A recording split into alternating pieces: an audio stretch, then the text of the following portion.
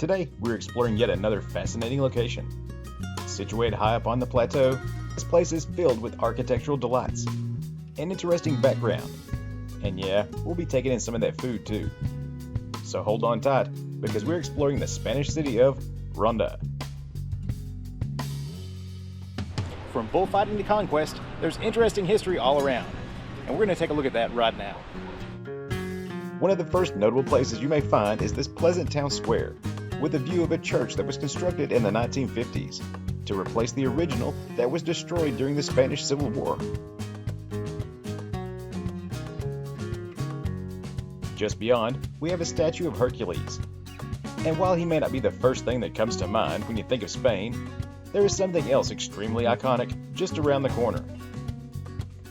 The town of Ronda is often associated with a sport that's modern-day version was actually born here, and I am determined to have a closer look. Yes, that was a bullfighting arena you saw there.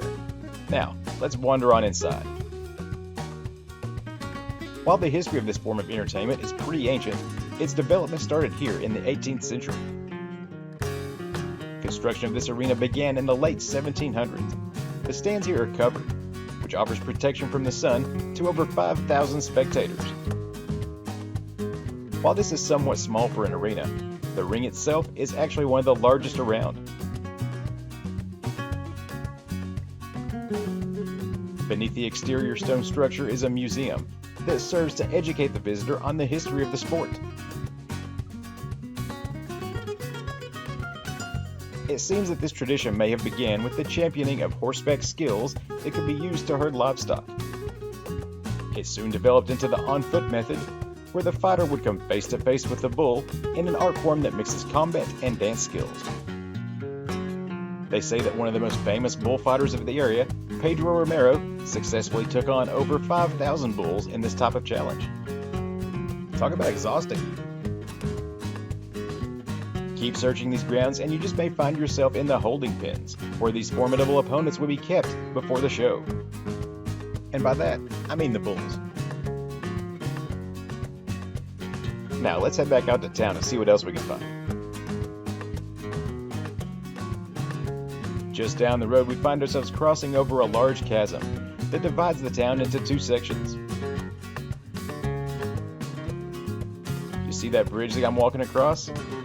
It's a sight that I guarantee you have seen in pictures before.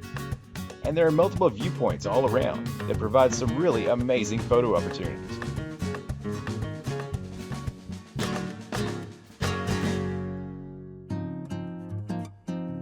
Now we will head deeper into the older part of town to learn a bit of its history and get an up-close look at some really impressive architecture too. This is the Church of Santa Maria la Mayor. Its construction began in the 1480s on the site of a former mosque. And before that, an ancient Roman temple is said to have also been located here. Just across the way we have the town hall.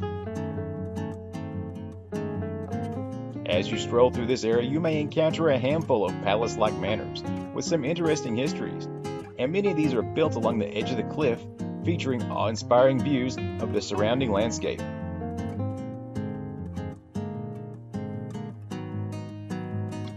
Now, I want to take you inside a real hidden gem. This is Casa Don Bosco. This pleasant abode was once owned by a family from Granada. They would eventually donate it to serve as a home for elderly members of an order of priests. It actually gets its name from the founder of that religious order.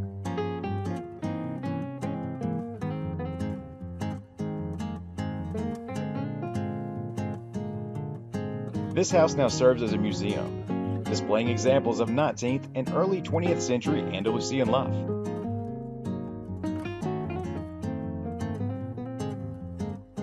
While the interior is quite exquisite, a visit to the patio out back is an absolute must.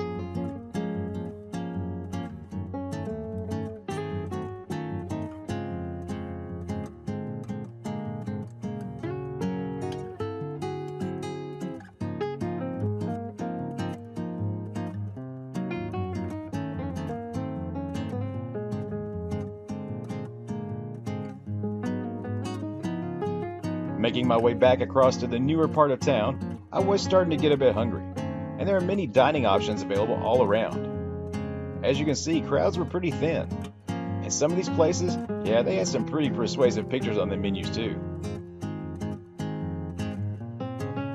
There were also establishments that offered a quick bite to eat, but I was looking to sit down and relax a bit. This sandwich might have been a bit tempting, but it was back in that town square you saw in the beginning that I found what I was looking for. Now you just can't visit a Spanish town without trying some of the tapas and having a sample of that local wine too. This menu was full of all kinds of interesting choices, so of course, well, I decided to try a variety. Alright, so first up we have La Croquetas, and they come with some kind of a fried homemade kind of chip thing in here. Up next, look at this, we have the meatballs, and they got some fries with them. And last but not least, something I've been wanting to try for a long time. This is the oxtail. Take a look at that. Sí, la comida es muy buena. I only spent a few hours roaming the streets of this interesting city, as it was a simple day trip from Malaga.